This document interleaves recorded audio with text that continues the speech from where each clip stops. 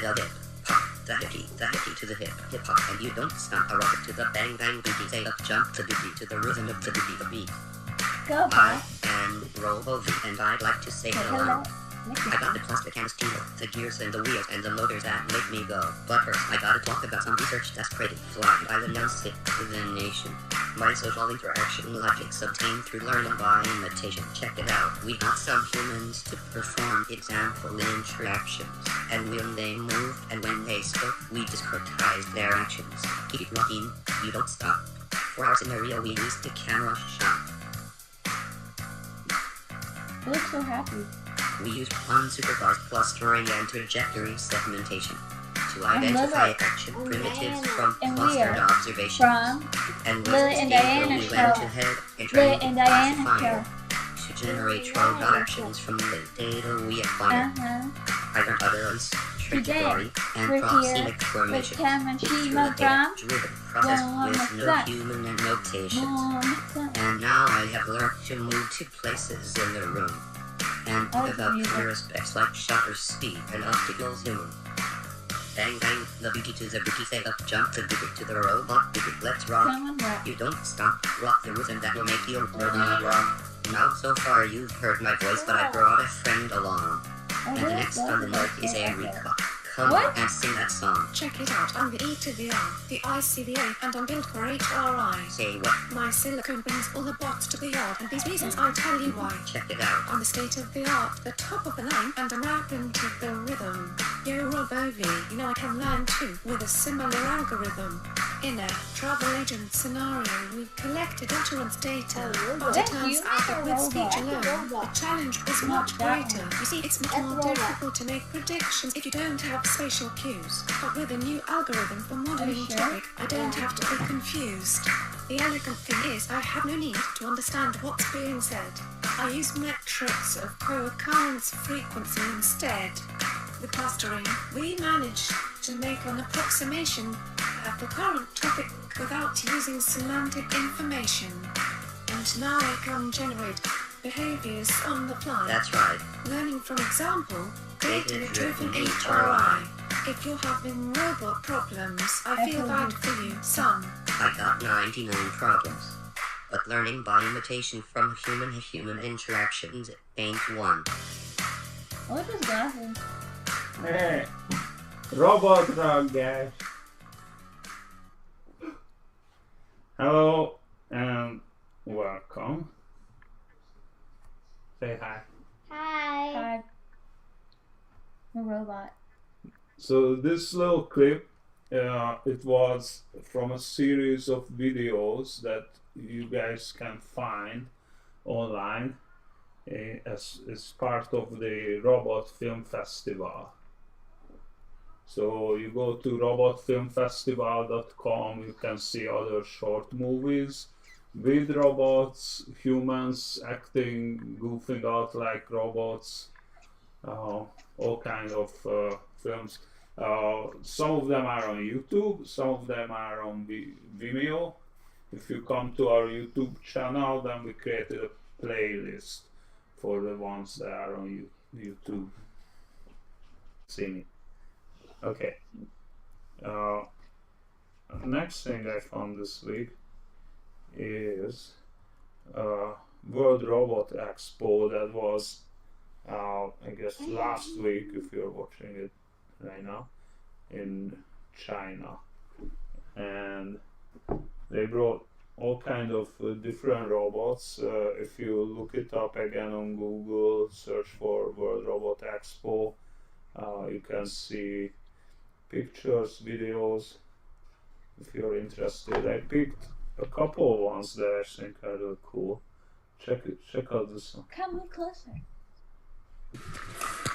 This is the world's first fully automated badminton robot. It can play as well as any amateur badminton enthusiast.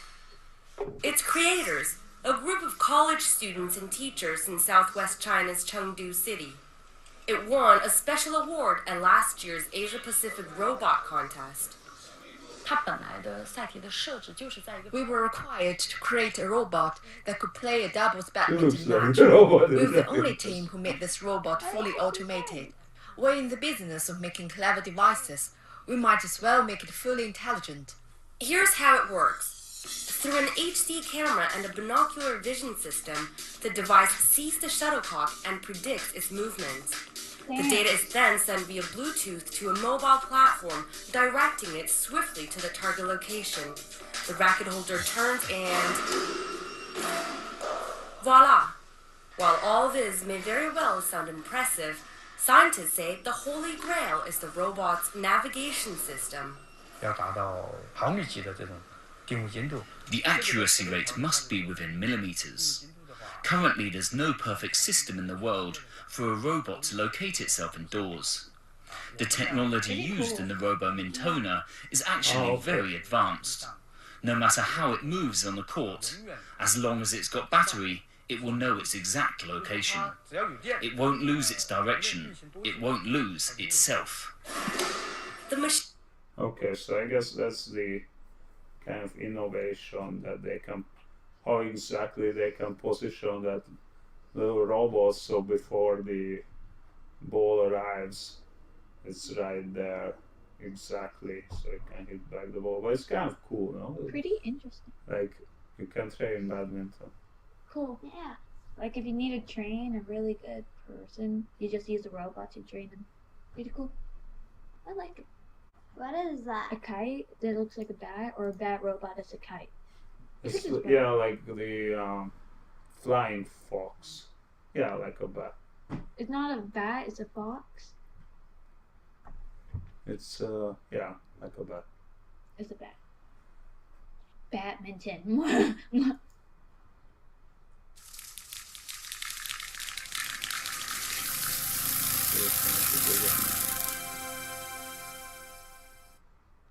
Like they could use it to scare away animals, like from the airport or something, because it's a bat, you know.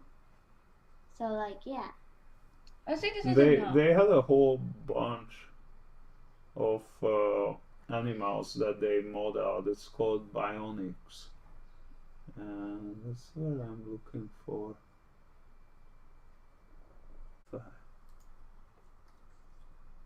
Yeah. Oh yeah. Oh. And they made a dragonfly. That's so it's small. the bionic opter.